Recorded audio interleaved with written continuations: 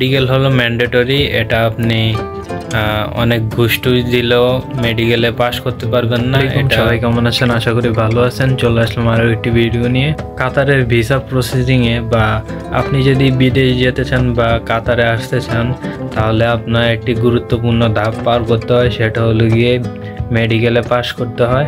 তো অনেকে মূলত মেডিকেলে কয়েকবার ফেল করেন বা মেডিকেলে ফিট আসেন না কয়েকটি ভুলের কারণে। যে ভুলটি হলো, বেশিরভাগ মানুষই হয়তো অনেক দূর দূরান্ত থেকে মেডিকেল দিতে আসেন, আর মেডিকেলে যাওয়ার আগে যে নাস্তা করেন বা যে দুপুরে খাবার খান, সেগুলো আনহেলদি খাবার খেয়ে থাকেন। যারা মূলত মধ্যবয়সী বা 35 থেকে 40 বছরের ভিতরে, তারা মূলত মেডিকেলে যাওয়ার আগে অবশ্যই কিছু পদক্ষেপ নিয়ে রাখবেন 1-2 সপ্তাহ আগের থেকেই।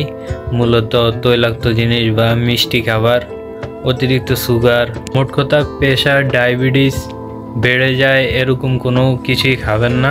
আর যাদের মূলত বদ অভ্যাস আছে স্মোকিং করার, তারা মূলত 1-1.5 সপ্তাহ কন্ট্রোল করে রাখবেন, স্মোকিং করবেন না। যাকে মূলত বাংলাদেশি ভাষায় বেছে খাওয়া বলে, মানে শরীরের জন্য যে খাবারগুলো হার্মফুল সেগুলো খাবেন না।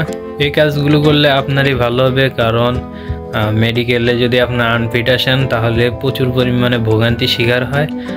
আর মেডিকেল হলো ম্যান্ডেটরি, এটা আপনি অনেক ঘুষ টুস দিলেও মেডিকেলে পাস করতে পারবেন না। এটা পুরাটাই আপনার শরীরের উপরে ডিপেন্ড করে।